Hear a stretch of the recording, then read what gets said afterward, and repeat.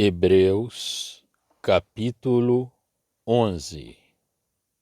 Ora, a fé é o firme fundamento das coisas que se esperam e a prova das coisas que se não vêem. Porque por ela os antigos alcançaram testemunho. Pela fé, entendemos que os mundos pela palavra de Deus foram criados, de maneira que aquilo que se vê não foi feito do que é aparente. Pela fé, Abel ofereceu a Deus maior sacrifício do que Caim, pelo qual alcançou o testemunho de que era justo, dando Deus testemunho dos seus dons, e por ela, depois de morto, ainda fala.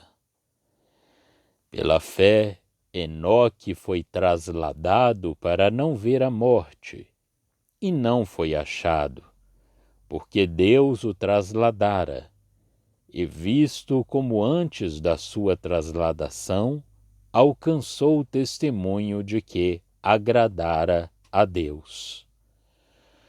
Ora, sem fé é impossível agradar-lhe, porque é necessário que aquele que se aproxima de Deus creia que ele existe e que é galardoador dos que o buscam. Pela fé, Noé, divinamente avisado das coisas que ainda não se viam, temeu e, para a salvação da sua família, preparou a arca, pela qual condenou o mundo e foi feito herdeiro da justiça que é segundo a fé. Pela fé, Abraão, sendo chamado, obedeceu, indo para um lugar que havia de receber por herança, e saiu sem saber para onde ia. Pela fé habitou na terra da promessa, como em terra alheia, morando em cabanas com Isaque e Jacó, herdeiros com ele da mesma promessa. Porque esperava a cidade que tem fundamentos, da qual o artífice e construtor é Deus. Pela fé também a mesma Sara recebeu a virtude de conceber e deu à luz já fora da idade, porquanto teve por fiel aquele que lhe o tinha prometido. Por isso também de um, e esse já amortecido, descenderam tantos, em multidão, como as estrelas do céu e como a areia inumerável que está na praia do mar. Todos estes morreram na fé, sem terem recebido as promessas, mas vendo-as de longe e crendo-as e abraçando-as, confessaram que eram estrangeiros e peregrinos na terra. Porque os que isto dizem claramente mostram que buscam uma pátria. E se, na verdade, se lembrassem daquela de onde haviam saído, teriam oportunidade de tornar. Mas agora desejam uma melhor, isto é, a celestial. Por isso também Deus não se envergonha deles, de se chamar seu Deus, porque já lhes preparou uma cidade. Pela fé ofereceu Abraão a Isaque, quando foi provado. Sim, aquele que recebera as promessas ofereceu o seu unigênito, sendo-lhe dito: em Isaque será chamada a tua descendência. Considerou que Deus era poderoso para até dentre os mortos o ressuscitar. E daí também, em figura, ele o recobrou. Pela fé, Isaque abençoou Jacó e Esaú no tocante às coisas futuras. Pela fé, Jacó, próximo da morte, abençoou cada um dos filhos de José e adorou encostado à ponta do seu bordão. Pela fé, José, próximo da morte, fez menção da saída dos filhos de Israel e deu ordem acerca de seus ossos. Pela fé, Moisés, já nascido, foi escondido 3 meses por seus pais, porque viram que era um menino formoso, e não temeram o mandamento do rei. Pela fé, Moisés, sendo já grande, recusou ser chamado filho da filha de Faraó, escolhendo antes ser maltratado com o povo de Deus do que por um pouco de tempo ter o gozo do pecado. Tendo por maiores riquezas o vitupério de Cristo do que os tesouros do Egito, porque tinha em vista a recompensa. Pela fé deixou o Egito, não temendo a ira do rei, porque ficou firme, como vendo o invisível. Pela fé celebrou a Páscoa e a aspersão do sangue, para que o destruidor dos primogênitos lhes não tocasse. Pela fé passaram o mar vermelho, como por terra seca, o que intentando os egípcios se afogaram. Pela fé caíram muros de Jericó, sendo rodeados durante 7 dias. Pela fé, Raabe, a meretriz, não pereceu com os incrédulos, acolhendo em paz os espias. E que mais direi?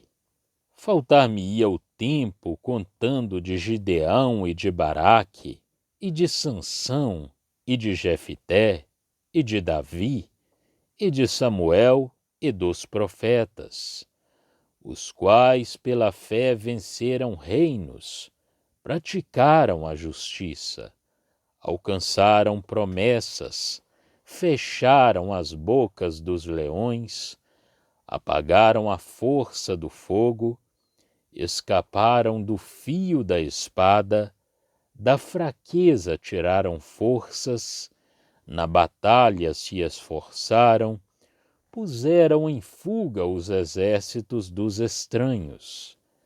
As mulheres receberam pela ressurreição os seus mortos, uns foram torturados, não aceitando seu livramento, para alcançarem uma melhor ressurreição. E outros experimentaram escárnios e açoites, e até cadeias e prisões. Foram apedrejados, cerrados, tentados, mortos ao fio da espada.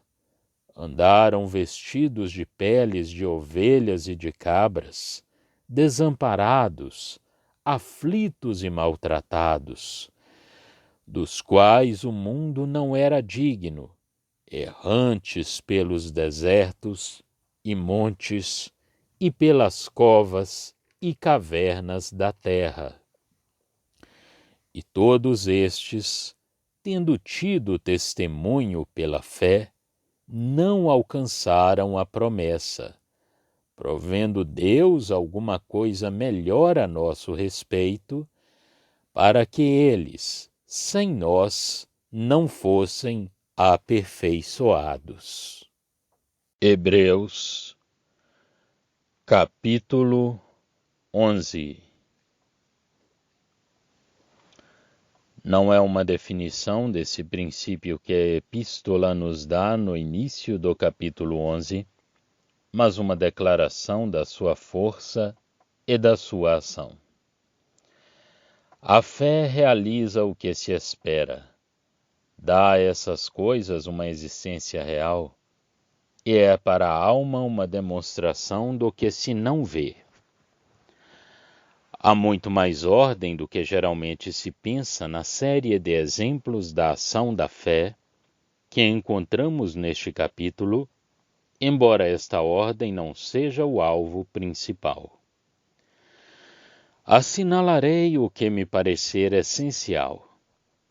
Em primeiro lugar, pelo que concerne à criação, o espírito humano, perdido em argumentações e ignorando a Deus, procurava, por meio de soluções sem fim, explicar a origem do que existe.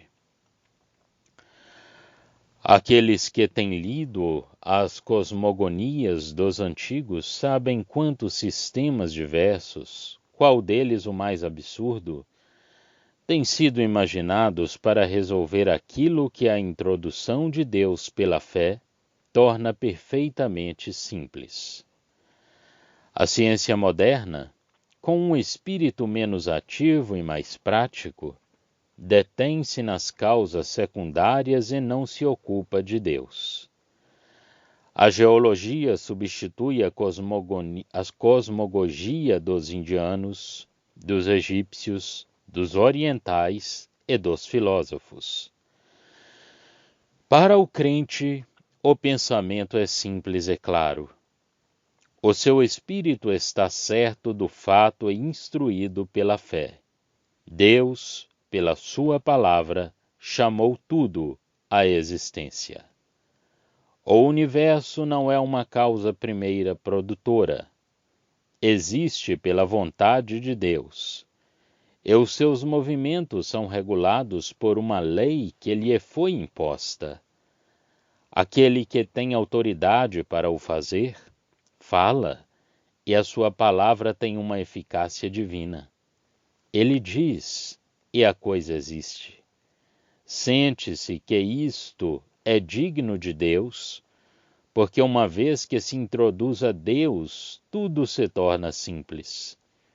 Mas se Deus for excluído, o homem fica perdido nos esforços da sua própria imaginação, que não pode criar nem chegar ao conhecimento de um Criador, porque não pode ultrapassar a capacidade de uma criatura.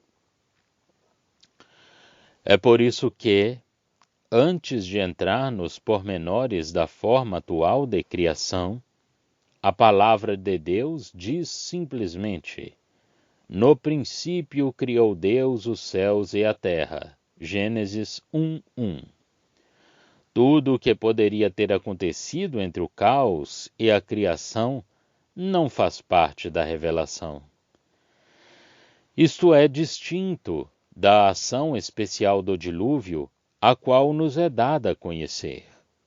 O começo de Gênesis não nos dá a história dos pormenores da própria criação, nem a história do universo. Ensinados os fatos que no princípio Deus criou, e em seguida narra o que diz a respeito ao homem sobre a terra. Os próprios anjos não estão lá. Acerca das estrelas, não nos é dito senão isto: e fez as estrelas. O quando não nos é revelado. Assim nós cremos, pela fé, que os mundos foram criados pela palavra de Deus. Mas o pecado entrou, e a justiça tem de ser encontrada em alguma parte pelo homem caído, para que possa permanecer diante de Deus. Deus deu um cordeiro para o sacrifício, porém, aqui é-nos apresentado não o dom da parte de Deus, mas sim a alma aproximando-se dele pela fé. Pela fé, pois, Abel ofereceu a Deus um sacrifício mais excelente do que Caim, um sacrifício que, fundado na revelação já feita por Deus, era oferecido no conhecimento que tinha consciência ensinada por Deus, do estado em que se encontrava aquele que o oferecia. A morte e o julgamento tinham entrado pelo pecado, e o homem não poderia suportá-los, embora tivesse de sofrê-los. É, pois, necessário que vá a Deus, confessando-o, mas que vá com um substituto dado por graça, que se aproxime de Deus com sangue, testemunha ao mesmo tempo do juízo e da perfeita graça de Deus. Abel, fazendo-o, estava na verdade, e esta verdade era a justiça e a graça.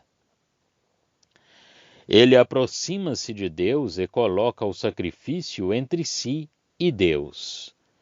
Recebe o testemunho de que ele era justo, justo segundo o julgamento de Deus, porque o sacrifício estava em relação com a justiça que tinha condenado o homem, e tinha reconhecido também o perfeito valor daquilo que tinha sido feito no sacrifício. O testemunho é prestado à sua oferta, mas Abel é justo perante Deus. Nada de mais claro, nem de mais precioso sobre este ponto. Não é somente o sacrifício que é aceito, é Abel que se aproxima com o sacrifício. Recebe de Deus o testemunho de que ele é justo. Que doce e preciosa consolação! Mas o testemunho é prestado aos seus dons, de modo que tem toda a certeza de ser aceito de harmonia com o valor do sacrifício que é oferecido. Indo a Deus pelo sacrifício de Jesus, não só sou justo, recebo o testemunho de ser justo, mas também o testemunho é prestado à minha oferenda. Por consequência, a minha justiça tem o valor e a perfeição de oferenda, isto é, de Cristo oferecendo-se a Deus. O fato de recebermos da parte de Deus o testemunho de sermos justos e de, ao mesmo tempo, o testemunho ser prestado à dádiva que nós oferecemos, não ao estado em que nos encontramos, é de um valor infinito para nós. Estou agora perante Deus na perfeição da obra de Cristo. Deste modo, ando com Deus.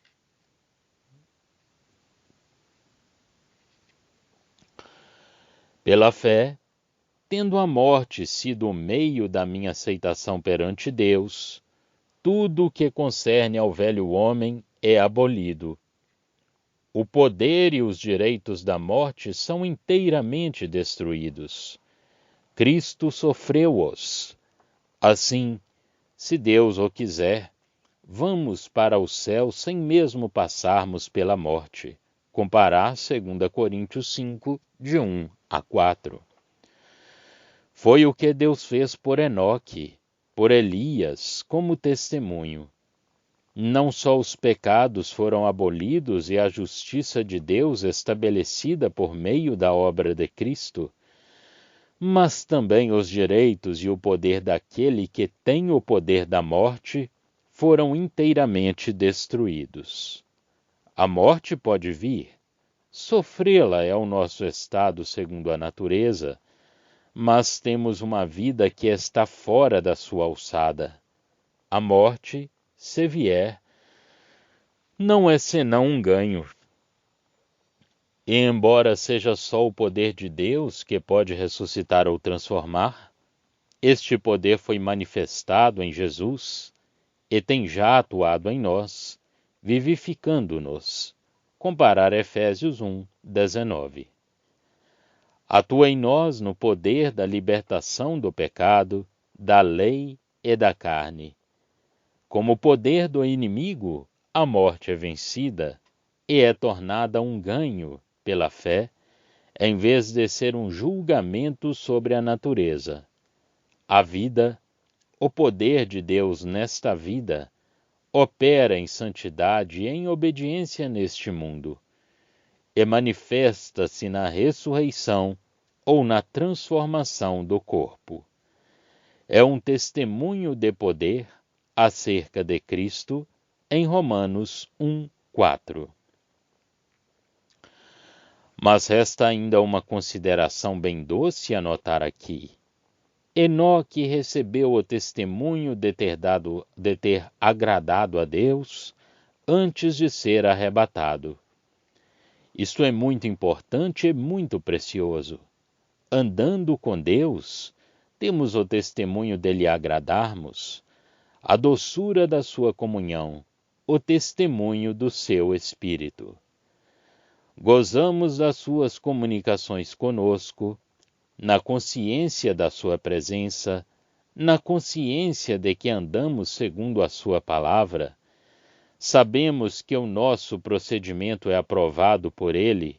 Numa palavra, vivemos de uma vida que, passada com ele e perante ele pela fé, decorre à luz do seu rosto, e nos gozos das comunicações da sua graça e de um testemunho assegurado, vindo dele, que nós lhe somos agradáveis. Uma criança que passeia com um pai amoroso, conversando com ele, não lhe reprovando nada à sua consciência, não goza do conhecimento do favor de seu pai? Como figura, Enoque representa aqui a posição dos santos que formam a igreja. Foi assunto ao céu em virtude de uma vitória completa sobre a morte. Pelo exercício da graça soberana, ele está fora do governo e das libertações vulgares de Deus. Presta testemunho pelo Espírito ao julgamento do mundo, mas não passa por esse julgamento. Judas 14:15. Um comportamento como o de Enoque tem Deus por seu alvo. Realiza a existência de Deus. A grande tarefa da vida que, no mundo, se passa como se o homem fizesse tudo, e o fato de ele se interessar pelo comportamento dos homens, tomando o conhecimento dele para recompensar aqueles que o procuram. Noé encontra-se nas cenas do governo deste mundo. Ele não advertiu os outros dos julgamentos futuros como alguém que está de fora, embora fosse pregador de justiça. As suas advertências são também para si mesmo, pois está nas mesmas circunstâncias daqueles a quem as suas advertências se dirigem. Ele personifica o papel do espírito de profecia. Noé teme e constrói uma arca para a conversão da sua casa, condenando deste modo o mundo. Enoque não tinha de construir uma arca para atravessar o dilúvio com segurança. Não estava no meio dele. Excepcionalmente, Deus tomou-o para si. Noé, herdeiro da justiça que é segundo a fé, é guardado para um mundo futuro. Há um princípio geral que aceita o testemunho de Deus acerca do julgamento que vai abater-se sobre os homens, e do meio dado por Deus para lhe escapar. É um princípio que governa todos os crentes.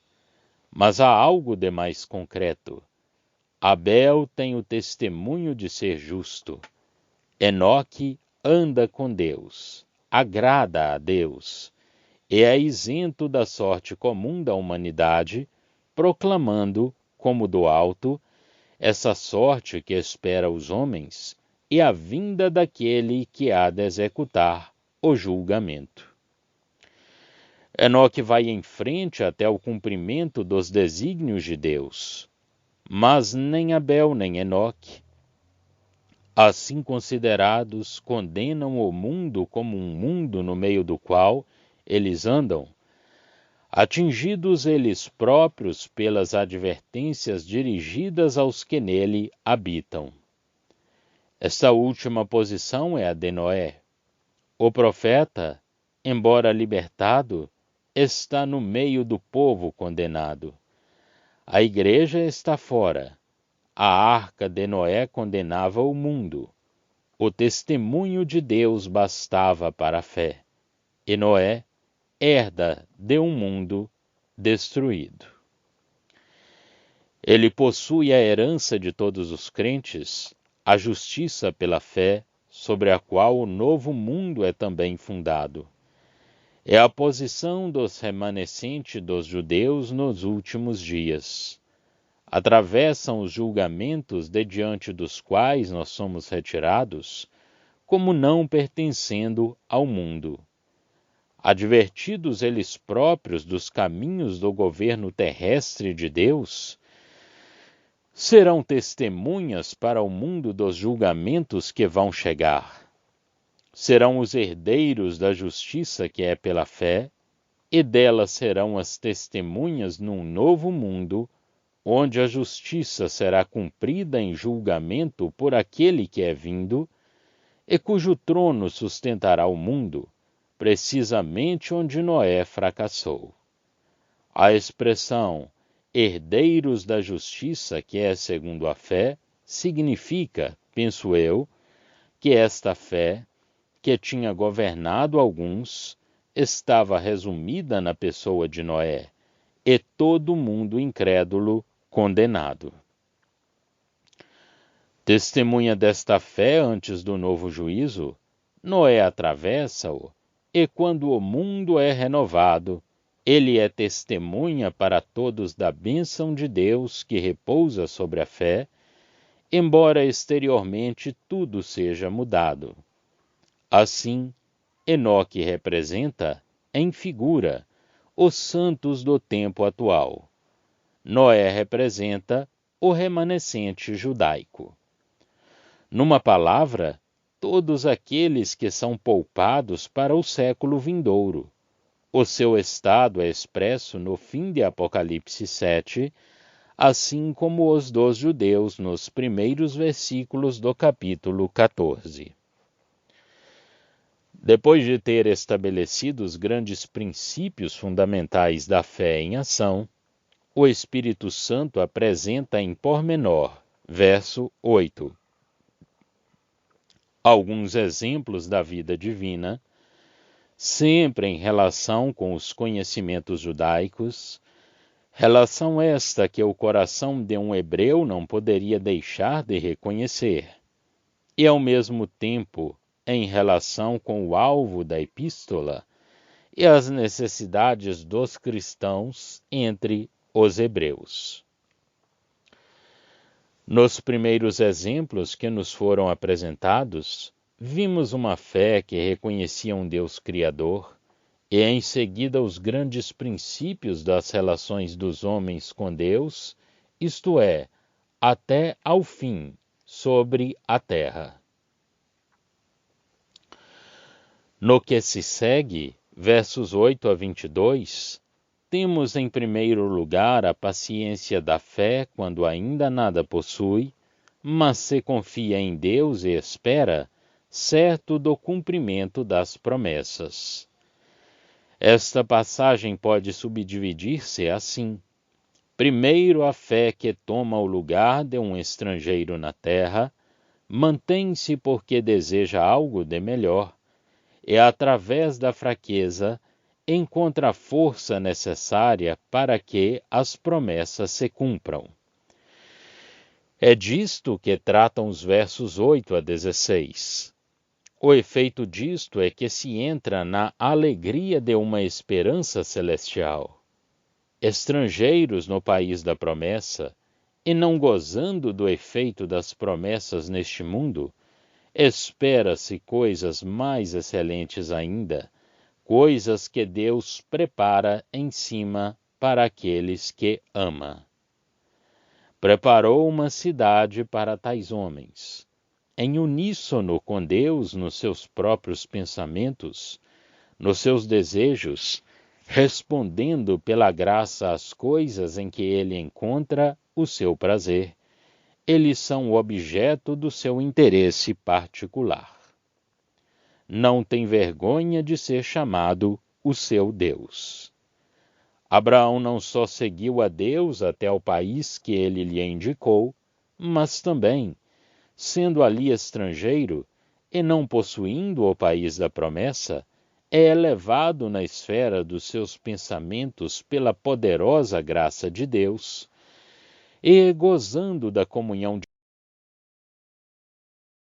graça, descansa nele para o tempo presente, aceita sua posição de estrangeiro na terra e espera, como sendo a porção da sua fé, a cidade celeste de que Deus é o arquiteto e o Criador. Não é uma revelação manifestada do que era o assunto desta esperança, se assim me posso exprimir, como aquela pela qual Abraão tinha sido chamado por Deus. Mas, andando muito perto de Deus para conhecer aquilo de que gozava ao pé dele, sabendo que não tinha recebido o efeito da promessa, Abraão apreendia as melhores coisas, esperava-as, embora as não vislumbrasse senão de longe. E fica estrangeiro na terra da promessa, sem pensar no país de onde tinha saído. É evidente a ampliação especial destes primeiros princípios de fé ao caso dos hebreus cristãos. Tal é a vida normal da fé para todos. O segundo caráter da fé que nos é apresentado aqui, versos 17 a 22, é uma perfeita confiança no cumprimento das promessas, confiança que a fé mantém através de tudo que poderia tender a destruí-la. Em seguida encontramos a segunda grande divisão, a saber, que a fé faz o seu caminho a despeito de todas as dificuldades que se opõem ao seu progresso. Versos 23 a 27. Nos versos 28 a 31, a fé manifesta-se numa confiança que assenta em Deus acerca do emprego dos meios que Deus nos apresenta, meios de que a natureza não poderia servir-se. Enfim, há a energia, em geral, de que a fé é a fonte, os sofrimentos que caracterizam a marcha da fé. De uma maneira geral, podemos dizer que os versos 8 a 22 apresentam a fé assentando com segurança sobre a promessa, a paciência da fé, e o resto do capítulo, a fé assentando em Deus quanto à atividade e quanto às dificuldades do caminho, a energia da fé. Este caráter geral, cuja aplicação ao caráter dos hebreus é evidente, é o caráter de todos os exemplos citados, a saber, que aqueles que viveram pela fé não receberam o efeito da promessa. Além disso, esses famosos heróis da fé, fosse qual fosse a honra de que gozassem junto com os judeus, não tinham os privilégios de que gozavam os cristãos. Deus, nos seus desígnios, tinha em vista algo de melhor para nós. Entremos agora em alguns pormenores. A fé de Abraão revela-se numa inteira confiança em Deus. Chamado a deixar os seus, rompendo assim os laços da natureza, Abraão obedece. Não sabe para onde vai. Basta-lhe que Deus lhe mostre o lugar. Deus, tendo-o conduzido lá, não lhe dá nada. No entanto, Abraão ali permanece contente, numa perfeita confiança em Deus. Ele ganhava com essa confiança. Esperava uma cidade que tem fundamentos. Confessando abertamente que é estrangeiro e peregrino na terra, Gênesis 23, 4, aproximando-se assim espiritualmente de Deus. Embora não possua nada, as suas afeições estão comprometidas, deseja um país melhor e une-se a Deus mais imediata e mais inteiramente. Não se sente nenhum desejo de voltar ao seu país. Ele procura uma pátria. Tal é o cristão. Na oferenda de Isaque encontramos esta confiança absoluta em Deus que, sobre o pedido de Deus, renuncia às promessas do próprio Deus como se possuem segundo a carne.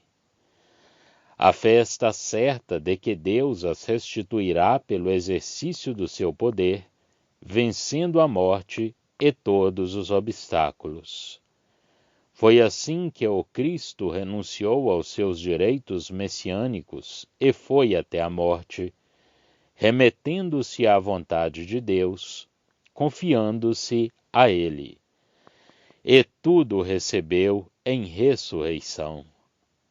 Era assim que os cristãos hebreus deviam fazer a respeito do Messias e das promessas feitas a Israel. Pela simples fé, o Jordão se secou. Aliás, nós não poderíamos atravessá-lo se o Senhor o não tivesse atravessado antes.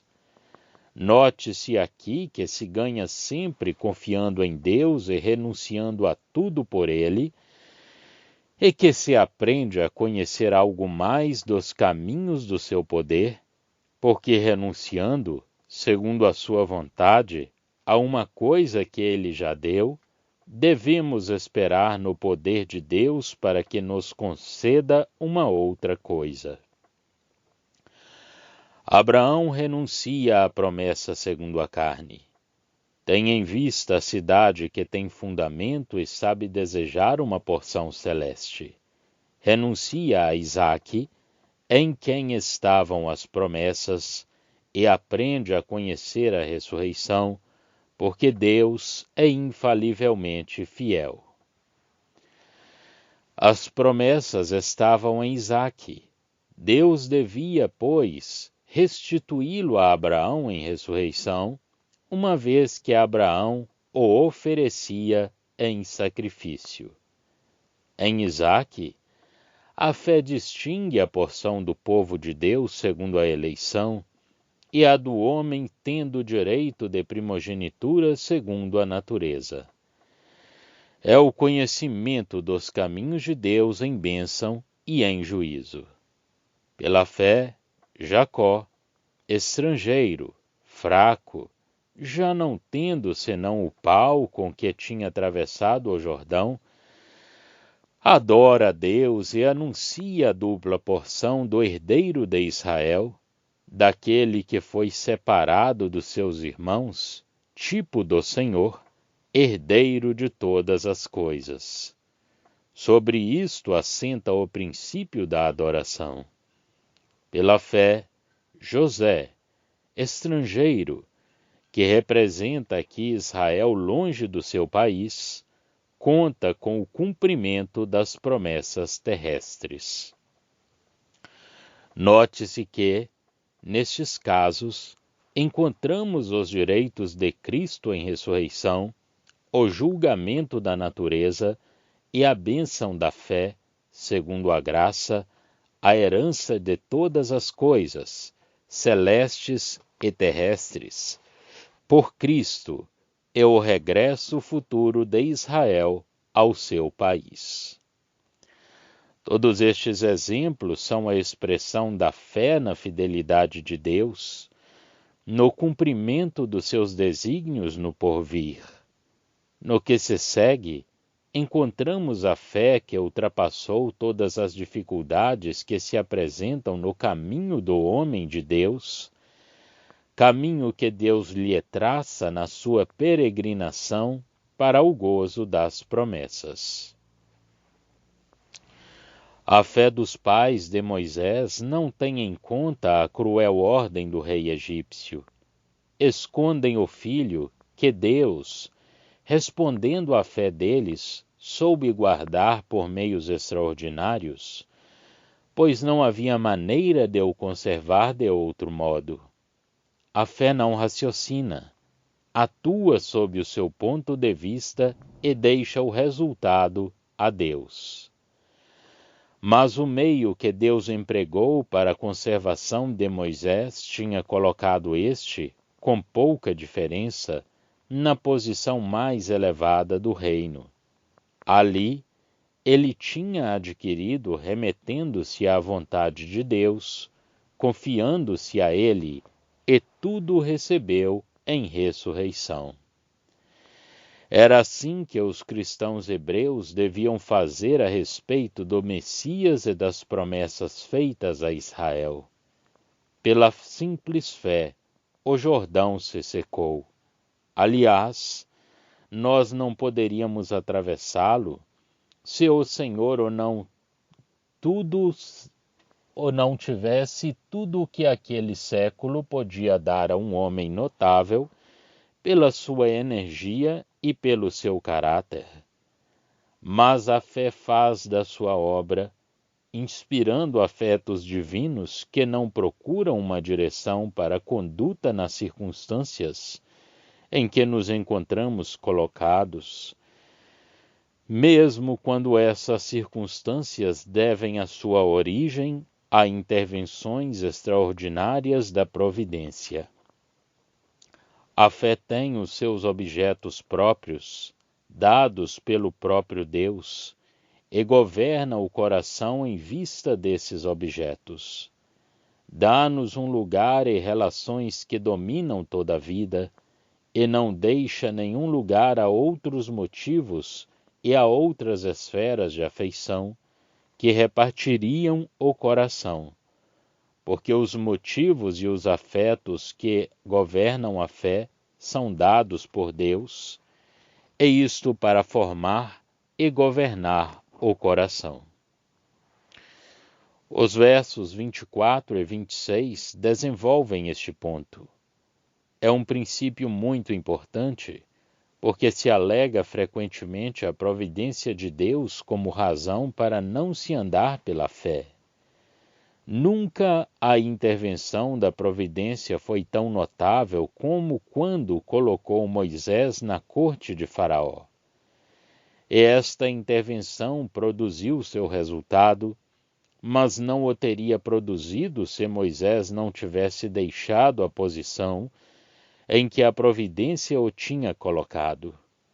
Mas a fé, isto é, as afeições divinas, criadas no coração de Moisés, e não a providência de Deus, como regra e como móvel, produziu o resultado para o qual a providência tinha guardado e preparado Moisés.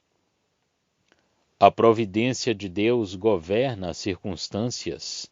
Deus seja bendito. A fé governa o comportamento e o coração. A recompensa que Deus prometeu entra aqui em linha de conta como objetivo na esfera da fé. Não é o móvel, mas sustém e encoraja o coração que atua pela fé, em vista do objeto que Deus apresenta aos seus afetos. Deste modo, ela subtrai o coração à influência do tempo presente e das coisas que nos rodeiam, quer sejam agradáveis, quer inspirem o temor. Eleva o coração e o caráter daquele que atua pela fé e fortalece-o numa marcha de dedicação que o conduz ao objetivo a que ele aspira. Ter um motivo fora daquilo que está presente diante de nós é o segredo da firmeza e da verdadeira grandeza. Podemos ter um objeto a respeito do qual atuamos, mas necessitamos de um motivo fora dele, um motivo divino, para nos tornar capazes de atuarmos segundo Deus a respeito desse mesmo objeto. Verso 27. A fé realiza também, verso 27, a intervenção de Deus sem o ver, livrando assim de todo o temor do poder do homem, inimigo do seu povo. mas o pensamento de que Deus intervém coloca o coração numa dificuldade ainda maior do que faria o temor do homem. Para que os seus sejam libertados, é preciso que Deus opere essa libertação, e isto é em juízo. Mas eles, tal como seus inimigos, são pecadores. Ora, a consciência do pecado e do julgamento que nós merecemos destrói necessariamente a confiança naquele que julga. Não temos nós de o ver vir para manifestar o seu poder em julgamento? Porque, no fundo, é o que deve suceder para a libertação do povo de Deus. O nosso coração interroga-se: Deus, esse Deus que vem em juízo, é para nós? Mas Deus preparou o meio de tornar certa a nossa segurança em presença do juízo. Verso 28. Meio aparentemente fraco e inútil, mas que de fato é o único que, glorificando a Deus acerca do mal de que nós somos culpados, pode colocar-nos inteiramente ao abrigo do julgamento. A fé reconhece o testemunho de Deus, confiando-se à eficácia do sangue posto sobre a porta, e pode, com toda a segurança, deixar vir Deus em julgamento, porque, vendo o sangue, ele passa por cima do seu povo crente. Pela fé, Moisés fez a Páscoa. Note-se aqui que o povo, colocando o sangue sobre a porta, reconhece que era, tanto como o egípcio, o objeto de um justo julgamento de Deus. Deus deu-lhe o que o protegia, mas isso porque ele é culpado e merece julgamento. Ninguém pode manter-se e permanecer na sua presença. Verso 29. Ora, o poder de Deus é manifestado, e manifestado em julgamento. A natureza, os inimigos do povo de Deus pretendem atravessar esse julgamento a seco com aqueles que estavam no abrigo da justa vingança de Deus. O julgamento os tragou justamente no lugar onde o povo encontrou sua libertação. Princípio de um alcance maravilhoso. Onde está o julgamento de Deus, está também a libertação. É o que realmente nos acontece em Cristo. A cruz é a morte e o julgamento, as duas consequências terríveis para o pecado. A sorte do homem pecador. Mas, para nós, a morte e o julgamento são a libertação de Deus. Pela cruz, nós somos libertados e, em Cristo, passamos adiante e fora do seu alcance. Cristo é morto e ressuscitado, e nós entramos pela fé, em virtude do que teria sido a nossa ruína eterna, onde a morte e o julgamento são postos de lado, e onde os nossos inimigos já não nos atingirão.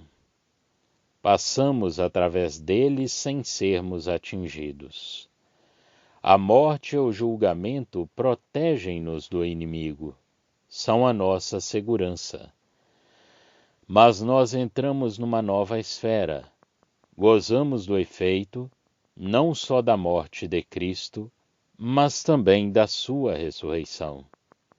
Aqueles que, de acordo com a força da natureza, querem passar por esse mar e falam da morte e do julgamento, e de Cristo que tomam a posição cristã, que pensam em poder passar pela morte e pelo julgamento sem que o poder de Deus em redenção ali se encontre, estão já submersos. Em relação com os judeus, Este acontecimento terá um antítipo terrestre, porque, com efeito, o dia do juízo de Deus sobre a terra será o dia da libertação do Israel, que terá sido levado ao arrependimento.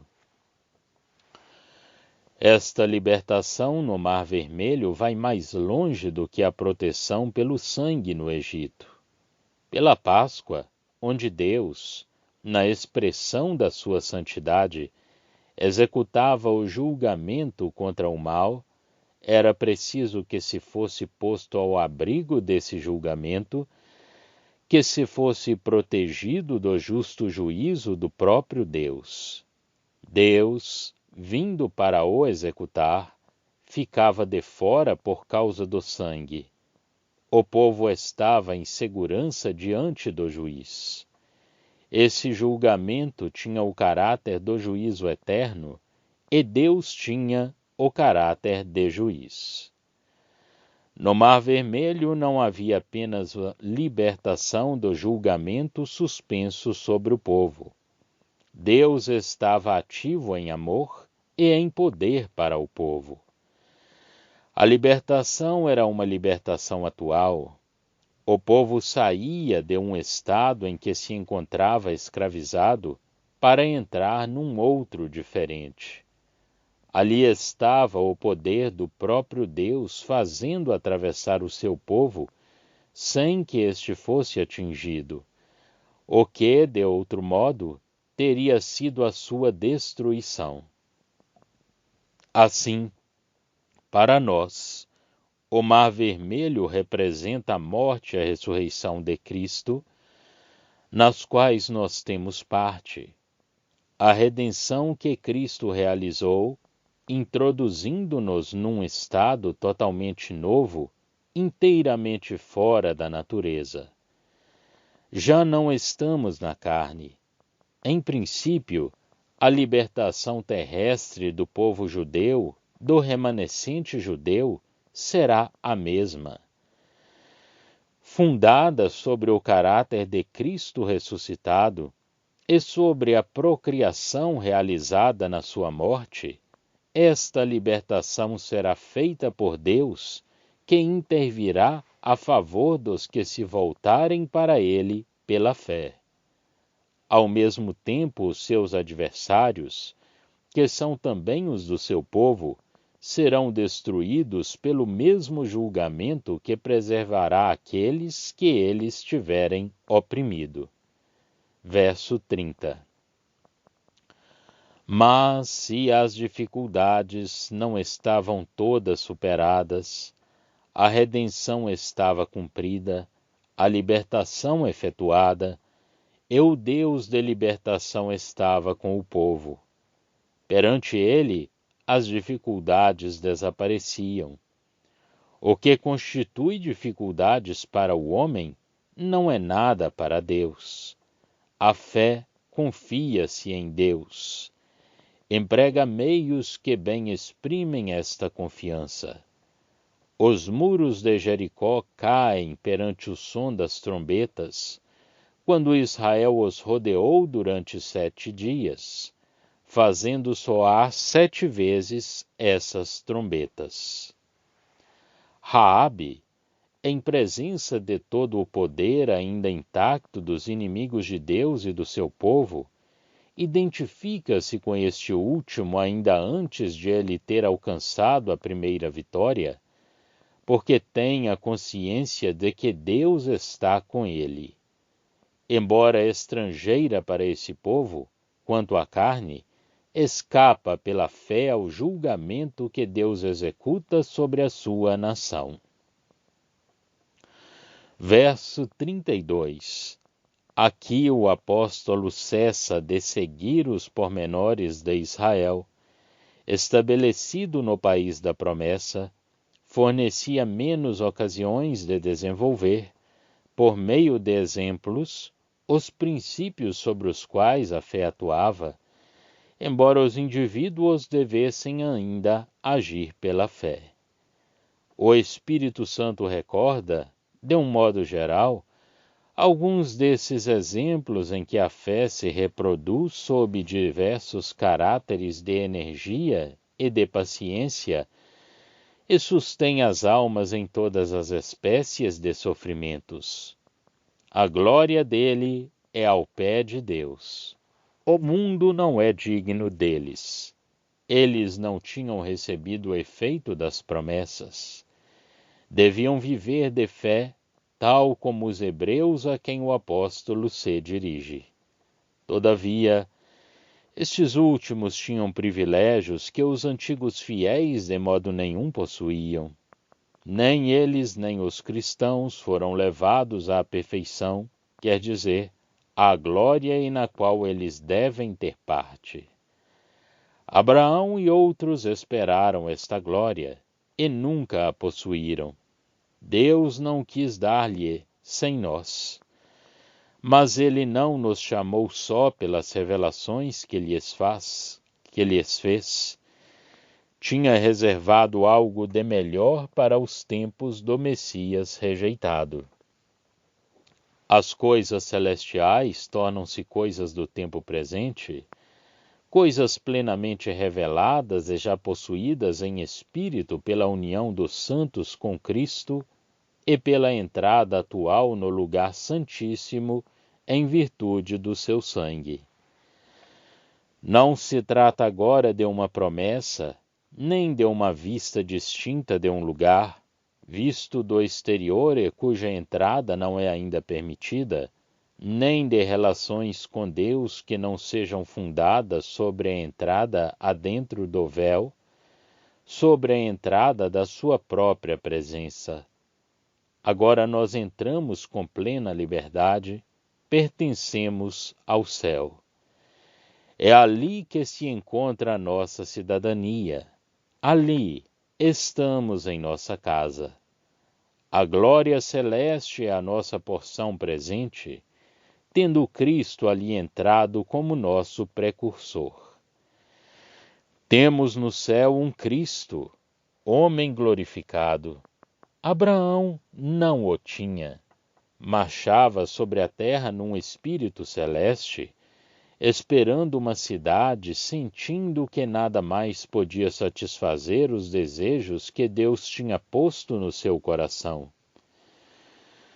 Mas não podia estar em relação com o céu por meio de um Cristo, assentado de fato lá em cima, em glória. Ora, esta é a nossa posição atual. Podemos mesmo dizer, estamos unidos a Cristo lá. A posição do cristão é diferente da de Abraão. Deus tinha em vista algo de melhor para nós. O Espírito Santo não desenvolve aqui toda a extensão deste algo de melhor, porque a igreja não é o seu tema. Apresenta, em geral, aos hebreus, para os encorajar, esta verdade. Os crentes do tempo presente têm privilégios especiais, nos quais eles têm parte da fé. Privilégios que nem mesmo pertencem à fé dos antigos fiéis. Nós seremos perfeitos, quer dizer, glorificados juntamente em ressurreição, mas há uma parte especial que pertence aos santos atuais e que não pertencia aos patriarcas. O fato de o Cristo homem estar no céu, após ter cumprido a redenção, e de o Espírito Santo, pelo qual nós estamos unidos a ele, estar na terra, torna esta superioridade concedida aos cristãos facilmente compreensível. Aliás, mesmo o menor no reino dos céus é maior daqueles que precederam esse reino. Nota 4. Móbil, causa, motor, motivação. Nota 5. Estai quietos, diz Moisés, e vede o livramento do Senhor. Êxodo 14, 13. Nota 6. A passagem do Jordão representa a libertação do crente e a sua entrada inteligente nos lugares celestiais pela fé. É a consciência de que estamos mortos e ressuscitados com Cristo.